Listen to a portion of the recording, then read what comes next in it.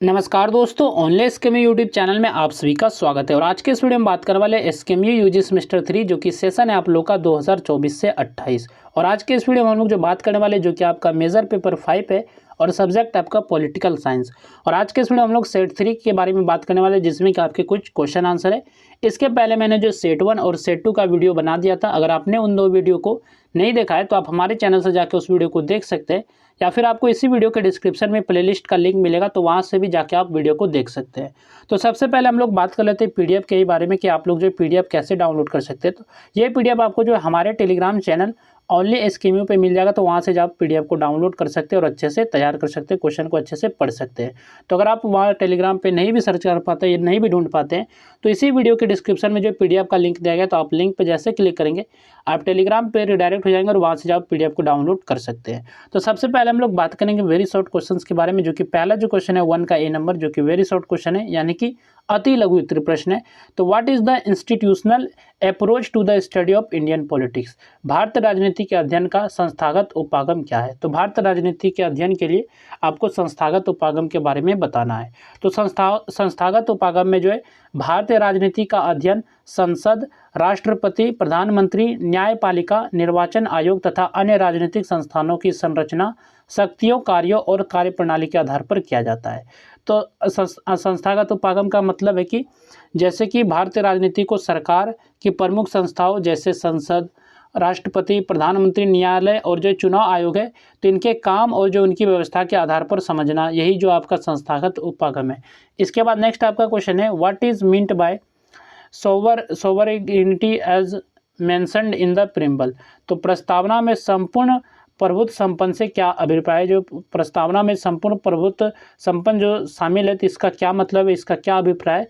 तो प्रस्तावना में जो संपूर्ण प्रभुत्व संपन्न का अर्थ है कि भारत आंतरिक और बाह्य दोनों मामलों में पूर्णतः स्वतंत्र है तथा किसी विदेशी शक्ति के अधीन नहीं है।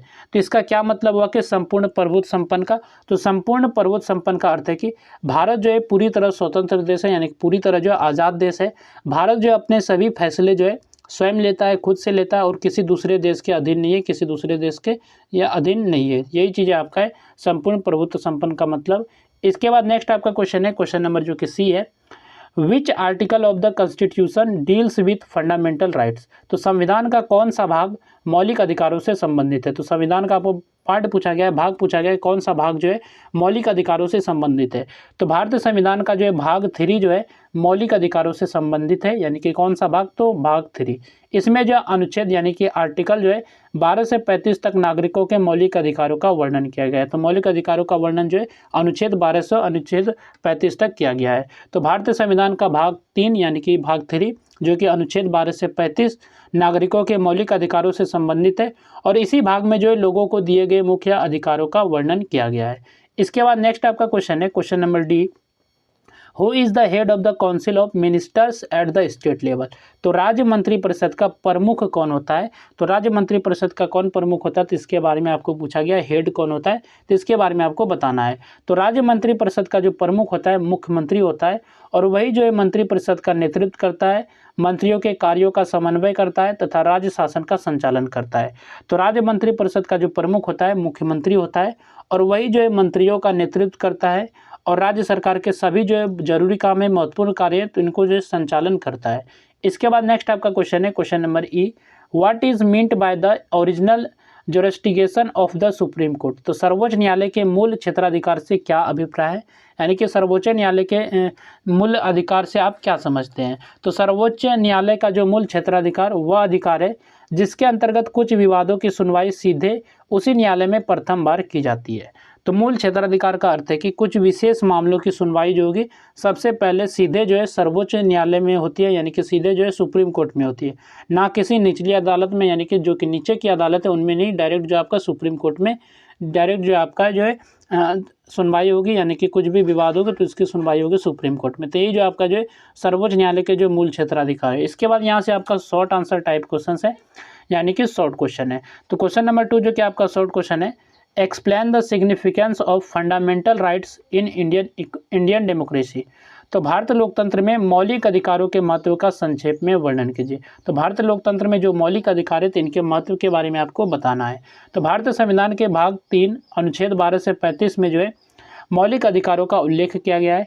ये अधिकार जो है प्रत्येक नागरिक की स्वतंत्रता, समानता और सम्मानपूर्ण जीवन की रक्षा करते थे। ये अधिकार जो है हर नागरिक की जो है आज़ादी, समानता और सम्मानपूर्वक जीवन की जो है रक्षा करते हैं।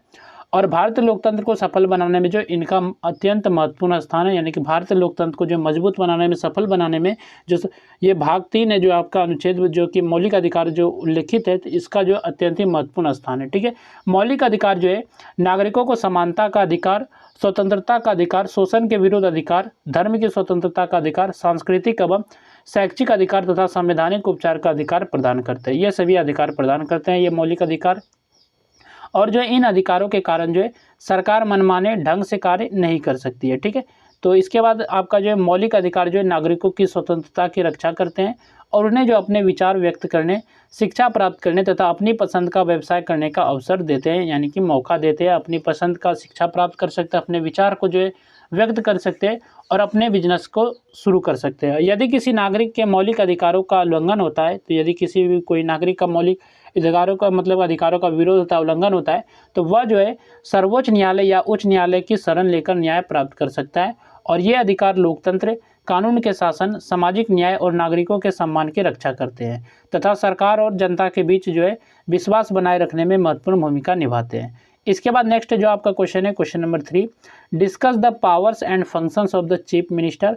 मुख्यमंत्री की शक्तियों एवं कार्यों का संक्षेप में वर्णन कीजिए। तो मुख्यमंत्री के कौन कौन से पावर्स हैं, यानी कि शक्तियां, और इनके कौन कौन से काम हैं, यानी कि फंक्शन है, इसके बारे में आपको बताना है। तो मुख्यमंत्री जो है राज्य सरकार का वास्तविक कार्यकारी प्रमुख होता है, यानी कि जो है राज्य सरकार में जो वास्तविक कार्यकारी होता है, प्रमुख होता है ये राज्य परिषद का, और वह जो है राज्य की मंत्रिपरिषद का नेतृत्व करता है तथा राज्य प्रशासन का संचालन करता है। मुख्यमंत्री की नियुक्ति जो है राज्यपाल द्वारा की जाती है, यानी कि गवर्नर के द्वारा की जाती है, परंतु जो सामान्यतः जो उसी व्यक्ति को मुख्यमंत्री बनाया जाता है जिसे विधानसभा में बहुमत प्राप्त हो। इसके बाद नेक्स्ट यहाँ पर जो है आपका मुख्यमंत्री मंत्रियों का चयन कर राज्यपाल को उनके नामों की सिफारिश करता है तथा विभागों का बंटवारा करता है, और वह मंत्रिपरिषद की बैठकों की अध्यक्षता करता है और सभी मंत्रियों के कार्यों में समन्वय बनाए रखता है। मुख्यमंत्री राज्यपाल को मंत्रिपरिषद के निर्णयों और प्रशासनिक कार्यों की जानकारी देता है, और वह जो है राज्य की नीतियां बनाता है तथा उनके प्रभावी क्रियान्वयन का नेतृत्व करता है। विधानसभा में सरकार का नेतृत्व करना, महत्वपूर्ण विधेयकों का समर्थन करना और जनता की समस्याओं के समाधान के लिए योजना बनाना भी मुख्यमंत्री के प्रमुख कार्य है। और राज्य के विकास और सुशासन में मुख्यमंत्री की भूमिका जो अत्यंत महत्वपूर्ण होती है। इसके बाद यहाँ से आपका सेक्शन बी है, यानी कि ग्रुप बी है, जिसमें कि लॉन्ग आंसर टाइप क्वेश्चन है, यानी कि लॉन्ग क्वेश्चन है। तो क्वेश्चन नंबर 4 जो कि आपका लॉन्ग क्वेश्चन है, explain the preamble of the constitution of India and discuss its significance. तो भारतीय संविधान की प्रस्तावना की व्याख्या करते हुए उसके महत्व का वर्णन कीजिए। तो भारतीय संविधान की आपको प्रस्तावना के बारे में बताना है और इनका क्या महत्व है, तो इसके बारे में भी आपको बताना है। नेक्स्ट आपका क्वेश्चन है, क्वेश्चन नंबर जो कि 5 है, discuss the directive principles of state policy and evaluate their importance in governance. तो राज्य के नीति निर्देशक तत्वों का वर्णन करते हुए शासन में उनके महत्व का मूल्यांकन कीजिए। तो ये क्वेश्चन नंबर आपका 5 है।